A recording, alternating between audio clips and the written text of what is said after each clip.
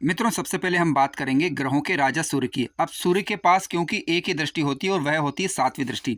सूर्य सप्तम भाव में बैठकर ही लग्न भाव को अपनी सातवीं दृष्टि से देख सकते हैं। देखिए, सूर्य जब कुंडली में कारक ग्रह बनकर सप्तम भाव में बैठकर लग्न पर दृष्टि प्रभाव दिखाते हैं, तो जातक के चेहरे पर एक तेज विकसित होता है, आभा मंडल होता है। कई बार आपने देखा होगा किसी व्यक्ति को देखकर अनायास ही उसकी तरफ जाने का मन करने लगता है। सूर्य के समान तेज उनके चेहरे पर दिखाई देता है। हालांकि इसके लिए उनकी काफ़ी मेहनत होती है, योग ध्यान के माध्यम से उन्होंने अपनी इस ऊर्जा को विकसित किया होता है। लेकिन कई बार इस प्रकार के लोग मिलते हैं हमें देखने को कि उन्होंने योग वगैरह ध्यान वगैरह कुछ ज़्यादा नहीं किया होता है, लेकिन उनके चेहरे पर ऐसा तेज दिखाई देता है। आखिर ऐसा क्यों? देखिए, उसका कारण है कि सूर्य का लग्न पर दृष्टि प्रभाव दिखाना, तभी इस प्रकार की सिचुएशंस क्रिएट होती है। जातक को देखकर ऐसा लगता है कि मानो कि ईश्वर ने इसे सब कुछ दे रखा हो, परंतु कई बार ऐसे लोग घमंडी भी देखे गए हैं। सूर्य जब लग्न में होते हैं और कारक ग्रह ना हो, अन्य शुभ ग्रहों का प्रभाव ना हो, तो जातक के अंदर घमंड का गुण भी पाया जा सकता है। ऐसे लोग ज़्यादातर आदेश देना पसंद करते हैं, यानी सुनना कम पसंद करेंगे, आदेश देना ज़्यादा पसंद करेंगे। हालांकि ये ठीक नहीं कहा जा सकता, लेकिन सूर्य के लग्न में होने या लग्न पर दृष्टि प्रभाव दिखाने से जातक दूसरों पर अपना रोब दिखा पाता है, अपना प्रभाव जमा पाता है।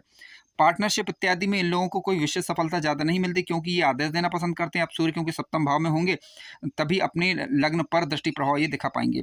वैवाहिक जीवन में थोड़ी बहुत दिक्कत परेशानियों का सामना हालांकि ऐसे जातकों को करना पड़ सकता है, क्योंकि सूर्य एक विच्छेदात्मक ग्रह भी है। जब सप्तम भाव में बैठेंगे तो विच्छेदात्मक प्रकृति के कारण मनमुटाव या वैचारिक मतभेद की स्थिति को ये उत्पन्न करते हैं। लेकिन लग्न पर दृष्टि प्रभाव दिखाने के कारण वैवाहिक जीवन में समस्या जरूर रहती, लेकिन इनका चेहरे पर एक तेज विशेष यावा मंडल दिखाई देता है।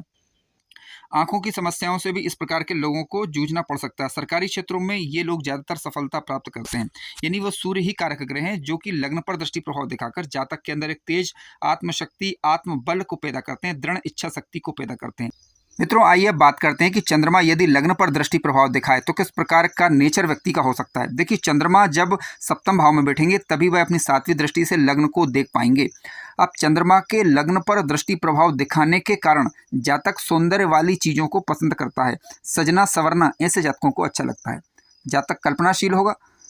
कल्पनाशील होने का तात्पर्य है कि जातक कवि हो सकता है, अच्छा लेखक हो सकता है। दयाशील होगा जातक, लोगों पर सहर्ष ही दया करने वाला होगा, यानी हृदय में ममता रहेगी और लोगों के प्रति दया का गुण उसके अंदर पाया जाएगा। ऐसे जातकों के जीवन में उतार चढ़ाव बना रहता है। जीवन साथी से प्रेम करने वाला, प्रेमी स्वभाव का ऐसा जातक कहा जा सकता है। दूसरों के प्रति सहानुभूति रहेगी, शर्मीले स्वभाव का भी ऐसा जातक हो सकता है। ध्यान रखें कि चंद्रमा यदि शुभ ग्रहों के प्रभाव में है तो अच्छा प्रभाव ही लग्न पर ये डालने का प्रयास करेगा। लेकिन मान लीजिए कि चंद्रमा खुद राहु केतु या शनि के द्वारा दृष्ट या युत हो जाए, तो ऐसी परिस्थिति में कुछ भ्रमात्मक स्थिति भी बन सकती है। लेकिन यदि चंद्रमा शुभ है और लग्न पर दृष्टि प्रभाव दिखा रहे हैं तो दयावान, सहनशीलता का गुण, सहानुभूति का गुण सहर्ष ही व्यक्ति के व्यक्तित्व में झलकता है। मित्रों, जैसा कि आप जानते हैं कि मंगल ग्रह के पास 3 दृष्टियां होती हैं, चतुर्थ दृष्टि, सप्तम दृष्टि और अष्टम दृष्टि। सबसे पहले हम बात करेंगे कि मंगल ग्रह अपनी 8वीं दृष्टि लग्न भाव पर डाले तो किस प्रकार के फल मिल सकते हैं। देखिए, मंगल ग्रह जब कुंडली के छठे भाव में आकर बैठेंगे तभी वह अपनी 8वीं दृष्टि से लग्न भाव को देख पाएंगे। अब छठे भाव में जब मंगल होंगे तो जातक को प्रबल शत्रुहंता योग बना देते हैं। जातकों को उधार देने से बचना चाहिए। उधारी ले सकते हैं, लेकिन यदि उधार पैसा देंगे तो फंसने की संभावना बनती है। शत्रु पर विजय प्राप्त करवाएंगे। जातक ऐसा तेज तर्रार किस्म का होगा, आदेश देने वाला होगा, क्योंकि मंगल सेनापति ग्रह है। लग्न पर जब दृष्टि प्रभाव दिखाएंगे तो जातक के अंदर सेनापति वाले गुण, यानी तेज तर्रार वाला गुण ला देते हैं। हालांकि ऐसा जातक जल्दबाज होता है तो उसे जल्दबाजी में निर्णय करने से और क्रोध में आकर निर्णय करने से बचना चाहिए।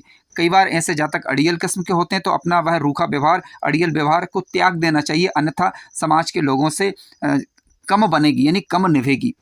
इसके अलावा मंगल ग्रह के पास क्योंकि 7वीं दृष्टि होती है तो मंगल यदि कुंडली के सप्तम भाव के अंदर बैठेंगे तो वह अपनी 7वीं दृष्टि से लग्न भाव को देख पाएंगे।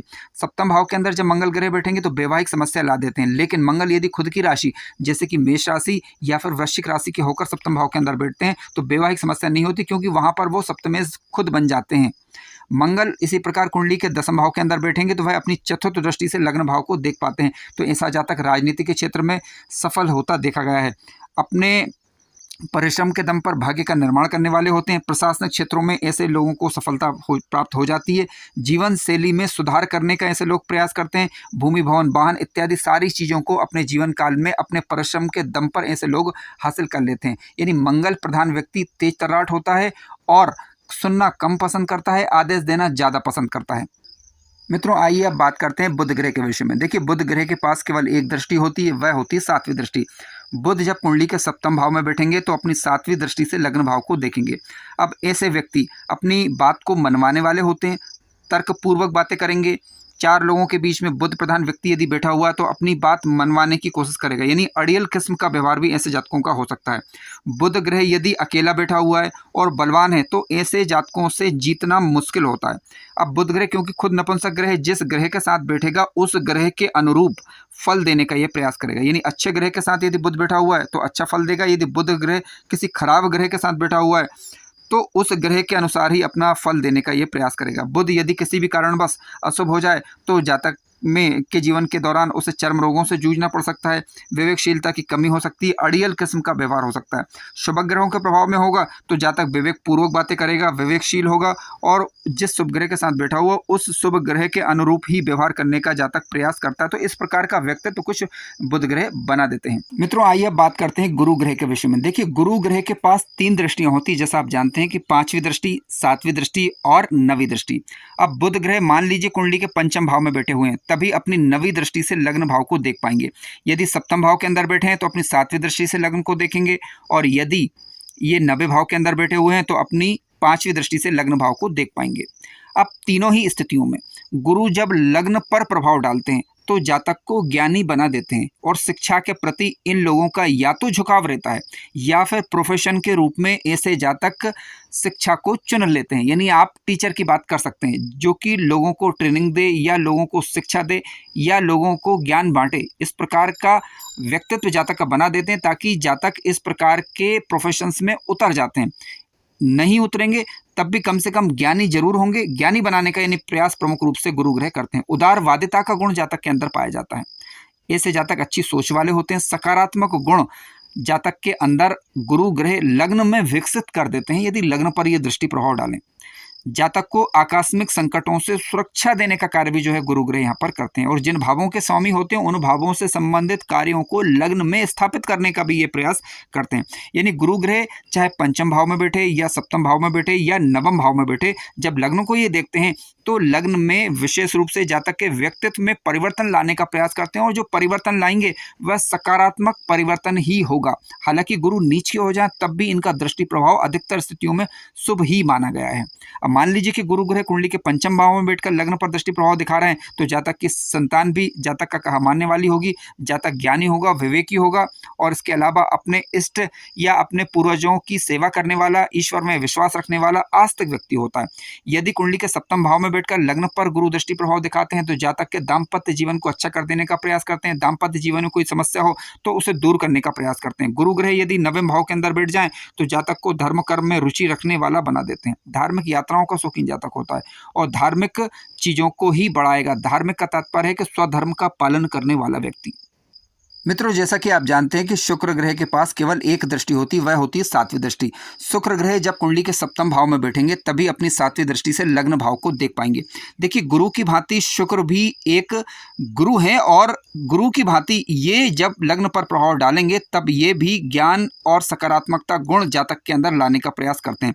शुक्र दाम्पत्य भाव में बैठकर लग्न भाव पर दृष्टि प्रभाव दिखाएंगे तो जातक का जीवन सुंदर होगा, मधुर होगा, सौम्य प्रकृति का जातक ऐसा पाया जाएगा। ऐसे जातकों के अंदर एक विशेष क्षमता होती है चुंबकीय शक्ति, यानी ऐसे जातक विपरीत को विशेष रूप से आकर्षित करने की क्षमता रखते हैं और खुद भी कई बार विपरीत के प्रति सहर्ष ही आकर्षित हो जाते हैं। इसके अलावा भौतिक चीजों की ललक जीवन काल के दौरान बनी रहती है।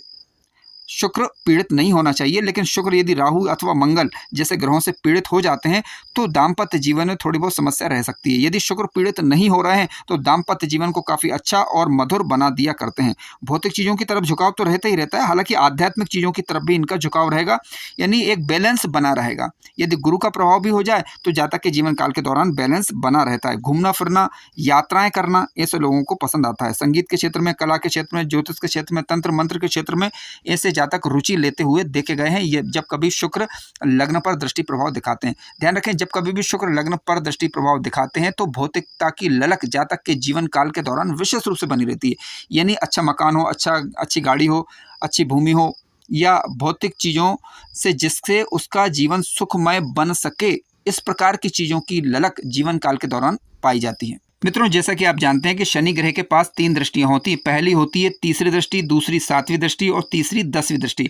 अब शनि ग्रह जब कभी भी कुंडली के चतुर्थ भाव में बैठेंगे तो अपनी 10वीं दृष्टि से लग्न को देख पाएंगे।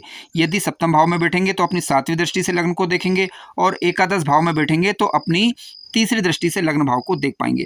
अब ध्यान रखें कि शनि ग्रह कारक ग्रह बनकर जब लग्न पर दृष्टि प्रभाव दिखाते हैं तो इनका एक विशेष गुण होता है न्याय प्रियता का गुण। तो जातक के अंदर ये न्याय प्रियता के गुण को स्थापित कर देते हैं। जातक न्याय प्रिय होगा, सोच समझकर बैलेंस तरीके से कार्य करने वाला होगा, दूरदर्शी सोच रखेगा, पहले से चीज़ों को प्लान करेगा, फिर उसको अंजाम तक पहुंचाने का प्रयास करता है। लेकिन क्योंकि शनि ग्रह हर चीज़ धीरे धीरे देते हैं तो जातक को चीज़ें प्राप्त होने में देरी हो सकती है। अब शनि ग्रह जब लग्न पर दृष्टि प्रभाव दिखाएंगे तो जातक दार्शनिक प्रवृत्ति का होगा। हालांकि ऐसे जातक कार्यों में देरी करते हैं अंततः, लेकिन वह कार्य उसका बन जाता है। देरी से होगा कार्य, रुक रुक कर होगा, लेकिन देर सवेर जातक का काम बन जाता है। जब कभी भी शनि ग्रह कुंडली के चतुर्थ भाव में बैठकर लग्न भाव को देखेंगे या फिर सप्तम भाव में अथवा एकादश भाव में बैठकर लग्न को देखेंगे तो ऐसे जातक प्रायः नौकरी करना पसंद करते हैं। 36 साल के बाद ऐसे जातकों को जीवन में सफलता प्राप्त हो जाती है। परिवार की जिम्मेदारी को उठाना ऐसे जातक भरपूर रूप से जानते हैं। लेकिन मान लीजिए शनि ग्रह पीड़ित हो जाए तो जातक डरा हुआ, भयभीत किस्म का भी रह सकता है, आलस से घेर सकता है जातक को। ऐसे जातकों की प्रकृति प्राय रहस्यपूर्ण बनी रहती है। हालांकि ये देखना महत्वपूर्ण होगा कि शनि ग्रह कुंडली में कारक है या नहीं। यदि शनि ग्रह कुंडली में कारक है तो निसंदेह जातक को जीवन काल के दौरान धन दौलत मान सम्मान जिस चीज़ की उसने चाह रखी होगी देर सवेर उसको प्राप्त हो जाया करती है। मित्रों, जैसा कि आप जानते हैं कि राहु ग्रह के पास भी 3 दृष्टियां होती हैं, 5वीं, 7वीं एवं 9वीं दृष्टि। राहु ग्रह जब पंचम भाव में बैठेंगे तो अपनी 9वीं दृष्टि से लग्न को देखेंगे, सप्तम में बैठेंगे तो 7वीं दृष्टि से लग्न को देखेंगे और 9वें भाव में बैठेंगे तो अपनी 5वीं दृष्टि से लग्न भाव को देख पाएंगे। अब राहु ग्रह यदि कारक ग्रह बनकर, शुभ ग्रह बनकर यदि लग्न पर दृष्टि प्रभाव दिखा रहे हैं तो जातक चतुराई से काम निकालने वाला होता है, कूटनीति से काम निकालने वाला होता है। ऐसे जातक टेक्निकल चीज़ों में माहिर होते देखे गए हैं। चालाकी से यानी दूसरों से काम निकालना इन्हें आसानी से आता है। अब राहु ग्रह मान लीजिए पीड़ित हो जाएं, नीच राशि के होकर लग्न पर दृष्टि प्रभाव दिखाएं तो जातक बुरी लत में भी पड़ सकता है। कई बार भ्रमात्मक बुद्धि का शिकार होता है। ऐसे लोग बदला लेने में माहिर होते हैं, यानी कई बार किसी ने कुछ कर दिया तो उसका बदला लेने का ये प्रयास करते हैं। इस प्रकार की स्थितियां बना सकते हैं। हालांकि किस मात्रा में बना पाएगा ये निर्भर करेगा कि अन्य शुभ ग्रहों का प्रभाव लग्न पर है या नहीं, ये भी आपको देखना होगा। तो आइए अब बात करते हैं केतु ग्रह के विषय में। देखिए, केतु ग्रह के पास भी 3 दृष्टियां, 5वीं, 7वीं और 9वीं दृष्टि होती है। केतु जब पंचम भाव में बैठेंगे तो अपनी 9वीं दृष्टि से लग्न को देखेंगे। यदि ये सप्तम भाव के अंदर बैठेंगे तो अपनी 7वीं दृष्टि से लग्न को देखेंगे। यदि 9वें भाव के अंदर बैठेंगे तो अपनी 5वीं दृष्टि से लग्न भाव को देखेंगे। अब केतु जब लग्न भाव को देखता है और कुंडली में यदि ये कारक है, मंगल की स्थिति कुंडली में बढ़िया है, तो ऐसी परिस्थिति में योग, ध्यान इत्यादि चीज़ों में, धार्मिक चीज़ों में ऐसे जातक रुचियाँ लेते हुए देखे गए हैं। लेकिन कई बार डिसीजन मेकिंग पावर इन लोगों की कम होती है। यानी लग्न पर जब ये दृष्टि प्रभाव दिखाते हैं, अन्य ग्रहों का दृष्टि प्रभाव यदि लग्न पर ना हो तो ऐसी परिस्थिति में केतु की दशा अंतर्दशा के दौरान प्रायः निर्णय लेने की क्षमता में कमी होती देखी गई है। यानी कई बार ये लोग निर्णय नहीं कर पाते, इनके कार्य भी कभी कभी समय पर नहीं होते, यानी कई बार अनिश्चय की स्थिति बनी रहती है।